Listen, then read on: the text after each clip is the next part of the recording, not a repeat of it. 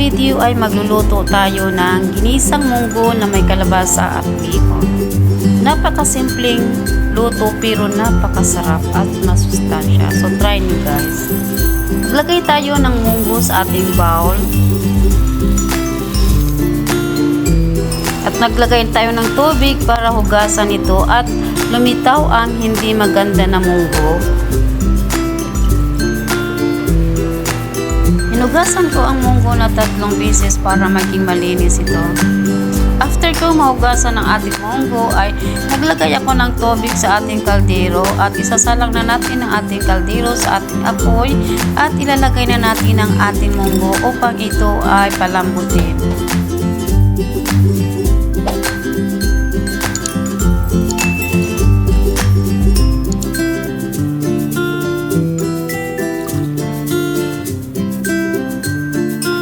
Kumukulo na ang ating munggo, so i-check natin kung ito'y naluto, pero hindi pa ito naluto. Kailangan pa natin ng kunting minuto para maluto ang ating munggo. I-check natin ulit kung ito'y malambot na, pero medyo malambot na siya. Tingnan nyo guys, medyo malambot na siya. So, kailangan natin pisilin kung ito ay lumambot na. So, pisilin natin. So, mainit o napaso ang aking kamay. So, malambot na siya guys. So ito ang ating munggo na pinakuluan ko na ng tubig, malambot na siya. Ang ating kalabasa na ni-slice ko ng by strip. At ito naman ang ating bihon na ginamit ko ay golden bihon, 1 piraso.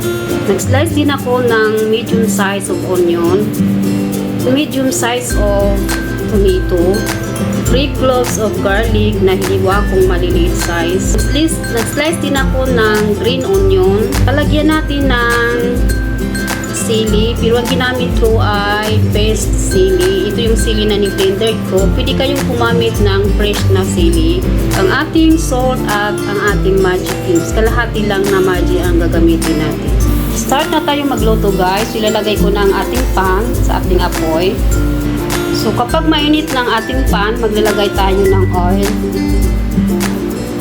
Kunti lang ang oil ang ilagay natin, yung panggisa lang ng ating mga onion, bawang at kamatis. So kapag mainit ng ating mantika, ilalagay na natin ang ating bawang. So haluin natin guys hanggang sa hindi mag-golden brown ang ating bawang o hanggang sa hindi natin maamoy ang bango ng ating bawang.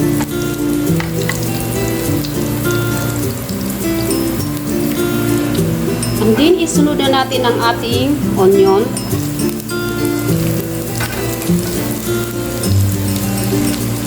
Igisa na natin ang ating onion kasamang ating garlic.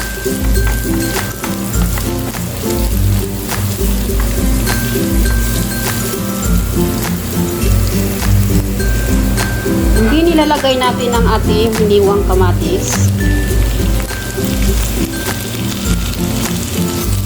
Isahin natin ang ating kamatis kasama ang ating onion at garlic.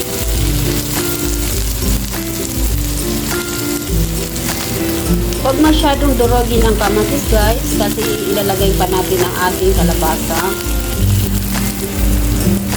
And then ilagay na natin ang ating kalabasa. So igisa natin ang ating kalabasa kasama ang ating mga ibang mga veggies na ginisa natin kanina.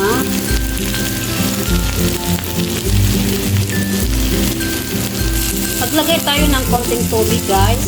Yung tubig kanina nung pinakuluan natin ang ating munggo, yun ang ilagay natin na pang-tubig. Ito yung tubig kanina ng ating munggo, so ilalagay natin sa ating kalabasa.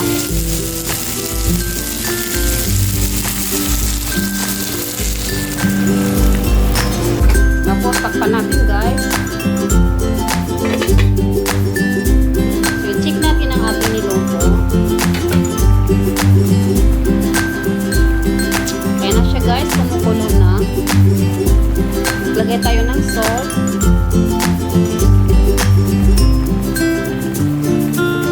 Kalahating magic cubes.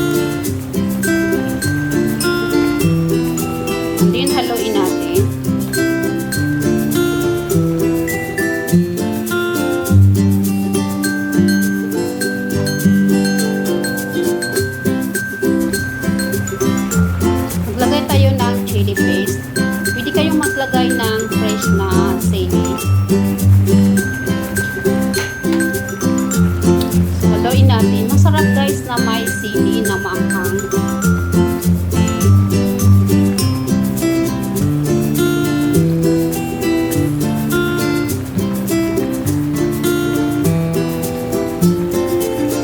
So, i-try natin kung luto ng ating squash, ang ating kalabasa. So, ito na, luto na siya. So, ilalagay na natin ang ating munggo. So, ilagay na natin ang ating munggo.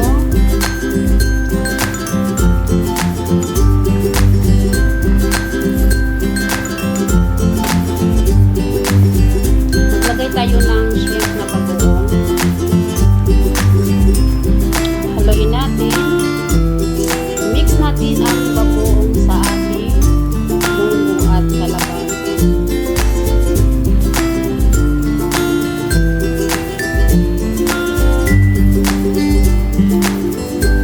Kinakain ng munggo ang ating sabaw.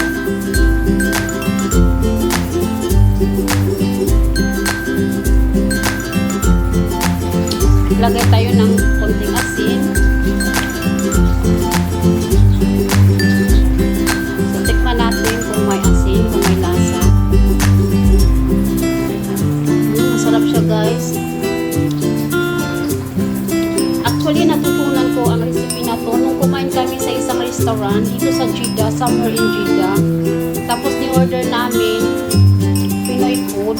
So, nakita ko to. So, na-amaze ako nung matingnan ko kasi kalabasa na may pansit. So, ito yung ni-order ko. Tapos, kinain namin. So, ni-check ko talaga ano